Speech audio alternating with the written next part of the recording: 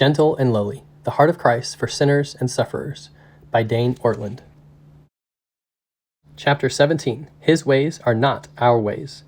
My thoughts are not your thoughts. Isaiah 55:8. The message of this book is that we tend to project our natural expectations about who God is onto Him instead of fighting to let the Bible surprise us into what God Himself says. Perhaps nowhere in the Bible is that point made more clearly than in Isaiah 55. There's nothing that troubles our consciences more, said John Calvin on this passage, than when we think that God is like ourselves.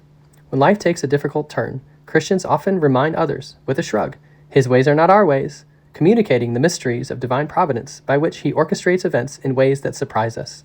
The mysterious depth of divine providence is, of course, a precious biblical truth, but the passage in which we find His ways are not our ways comes from Isaiah 55, and in context it means something quite different. It is a statement not of the surprise of God's mysterious providence, but of the surprise of God's compassionate heart. The full passage goes like this: Seek the Lord while He may be found. Call upon Him while He is near. Let the wicked forsake his way, and the unrighteous man his thoughts. Let him return to the Lord, that He may have compassion on him, and to our God, for He will abundantly pardon. For my thoughts are not your thoughts, neither are your ways my ways, declares the Lord. For as high as the heavens are above the earth, so are my ways higher than your ways, and my thoughts than your thoughts. Isaiah 55, 6-9. The first part of this passage tells us what to do. The second part tells us why.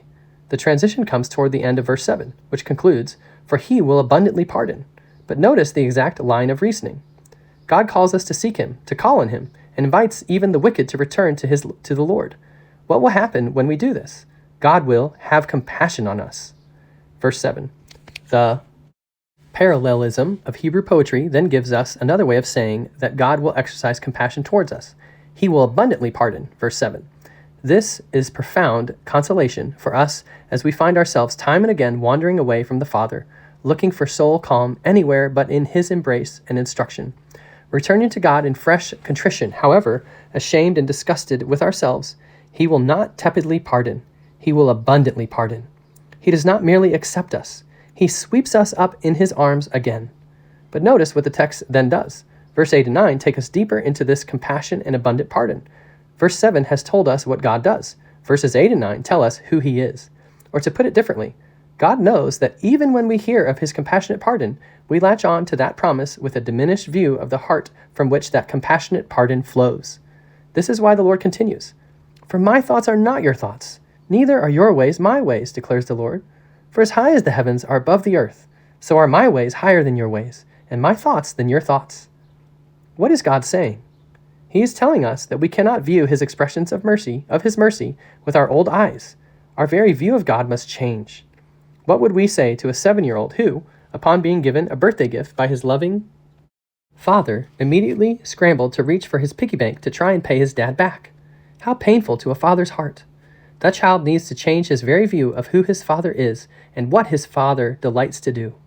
The natural flow of the fallen human heart is toward reciprocity, tit-for-tat payback, equanimity, balancing of the scales. We are far more intractably law-ish than we realize. There is something healthy and glorious buried in that impulse, of course, made in God's own image. We desire order and fairness rather than chaos.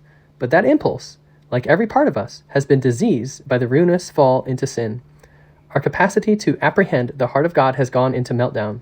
We are left with an impoverished view of how He feels about His people, an impoverished view that, once more due to sin, thinks it is in fact an expansive and accurate view of who He is, like a grandson who, shown a crisp $100 bill, concludes that his grandfather must be very wealthy, not knowing the billions in real estate of which that gift is just the tiniest reflection.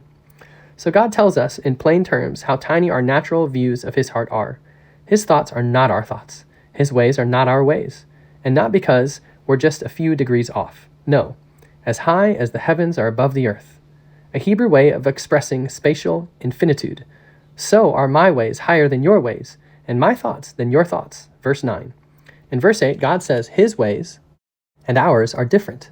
In verse 9, He gets more specific and says His thoughts are higher.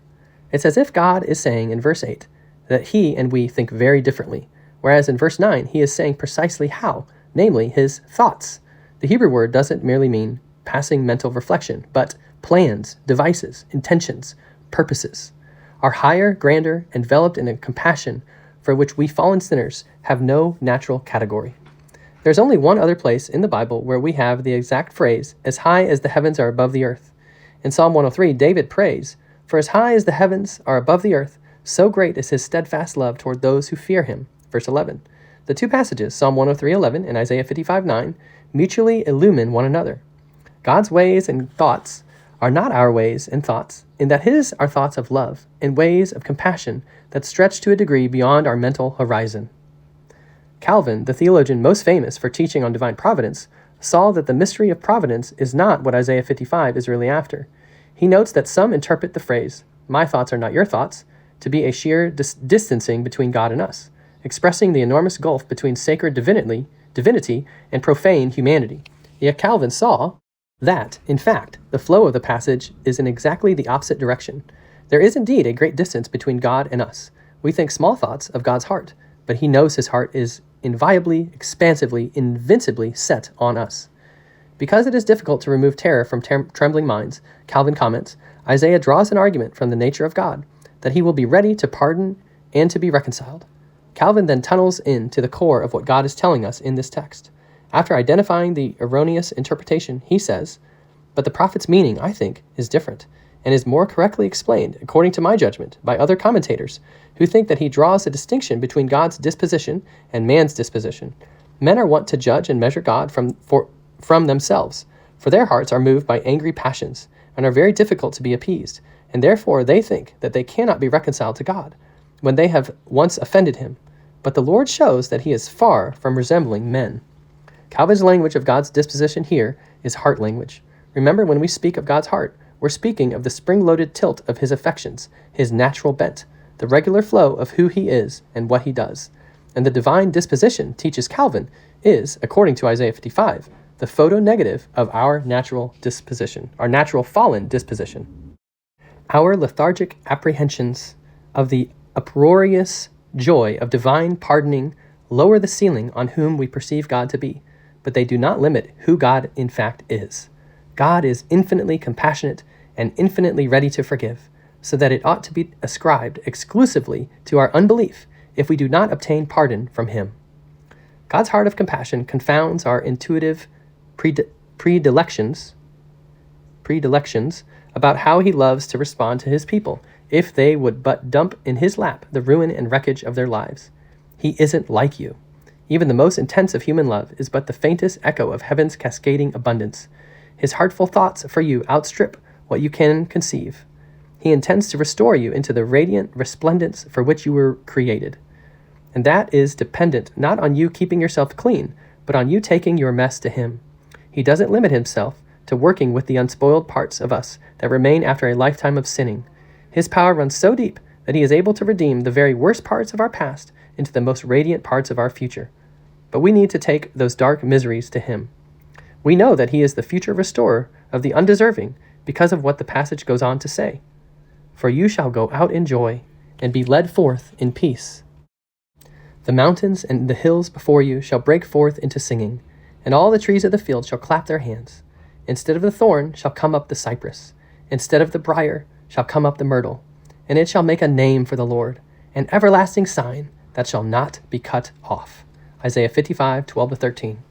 God's thoughts are so much higher than ours that not only does he abundantly pardon the penitent, he is determined to bring his people into a future so glorious we can hardly bring ourselves to dare hope for it.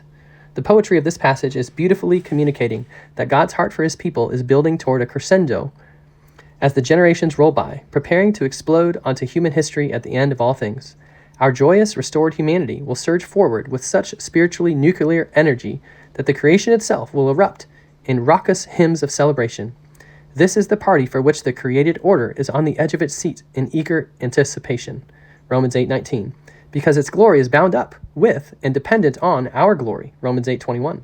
The universe will be rinsed clean and restored to sparkling brightness and dignity as the sons and daughters of God step into a future as secure as it is undeserved. How can we be so certain? Because although his ways are higher than our ways, the way in which his thoughts are higher than ours is that we do not realize just how low he delights to come. As we read a few chapters later in Isaiah, "Thus says the one who is high and lifted up, who inhabits eternity, whose name is holy. I dwell in the high and holy place, and also with him who is of a contrite and lowly spirit, to revive the spirit of the lowly, and to revive the heart of the contrite." 57:15. Where is the heart of God, the unspeakably exalted one, naturally drawn, according to Isaiah 57:15? To the lowly. When Jesus showed up 700 years after Isaiah prophesied and revealed his deepest heart as gentle and lowly, he was proving once and for all that gentle lowliness is indeed where God loves to dwell. It is what he does. It is who he is. His ways are not our ways.